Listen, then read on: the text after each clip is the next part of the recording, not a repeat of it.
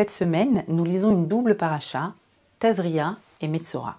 Ces deux sections, souvent associées, développent les différents aspects de la tsara'at. C'est une affection qui se manifeste par une décoloration de la peau. Précisons que ces deux parachiotes présentent une réelle unité de sens, perceptible jusque dans leurs noms respectifs. La première, Tazria, exprime l'idée de fertilité. Zera, la graine, est formée des deux mots zar, l'étranger, et Réa, le proche ami. Toute fertilité naît précisément d'un lien fécond avec l'altérité. Quant au mot tsara, il exprime le mouvement inverse. Il est la contraction de tsar, l'étroitesse, et Réa, l'ami. La tsara'at, cette maladie de la peau, survient quand il y a étroitesse dans le lien à l'autre, quand on ne parvient plus à rendre féconde la relation à l'altérité. En effet, la tsara'at n'est pas une maladie au sens médical du terme. La Torah n'est pas un livre de médecine. C'est un livre sur la sainteté et la conduite de vie. La tsara'at donc est un état qui entraîne non pas une maladie physique, mais une impureté, une tum'a. Santé et pureté rituelle sont deux domaines qui sont totalement distincts. Les sages ont percé le mystère de la tsara'at en reliant notre paracha aux récits de la Torah dans lesquels des personnages sont atteints de cette affection, notamment Myriam dans le livre de Bamidbar et Moshe lui-même lors de l'épisode du buisson ardent dans le livre de Shemot.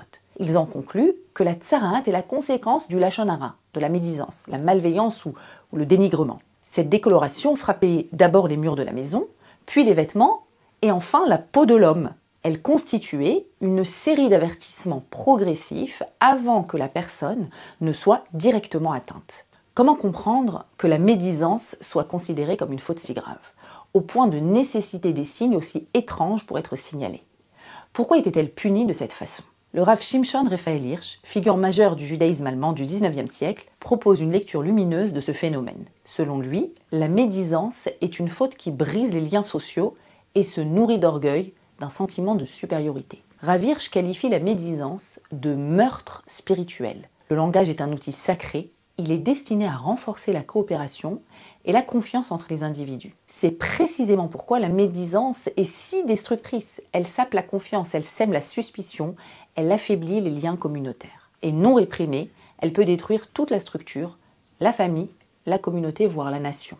Rav Hirsch explique également pourquoi la punition se manifeste par une décoloration blanche de la peau à travers l'expression de la Torah « or bessaro ». Or signifie la peau et provient de la racine « er » qui évoque l'éveil. La peau est en effet la centrale sensorielle du corps, éveillée aux signaux extérieurs. Quant au mot « bassar », la chair, il vient du radical « levaser » qui signifie « annoncer ». La chair est annonciatrice. Elle révèle ce qui se passe intérieurement. La blancheur de la peau, quant à elle, rappelle au fauteur qu'il a fait honte à autrui en le faisant pâlir. Si la peau est touchée, explique Rav Hirsch, c'est parce qu'elle est l'organe de la sensibilité aux autres. Sa détérioration manifeste une incapacité à percevoir avec justesse les signaux provenant de l'extérieur. En fait, c'est la sensibilité de la personne malveillante qui est malade.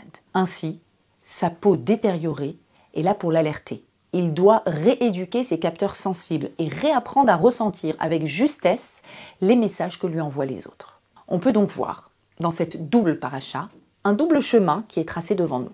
L'un, constructif, consiste à voir en chaque relation une graine, zera, capable de fertiliser notre lien social. L'autre, destructeur, consiste à voir l'autre avec étroitesse dans une démarche insensible, menant inéluctablement à la critique, à la médisance, puis au délitement du lien social.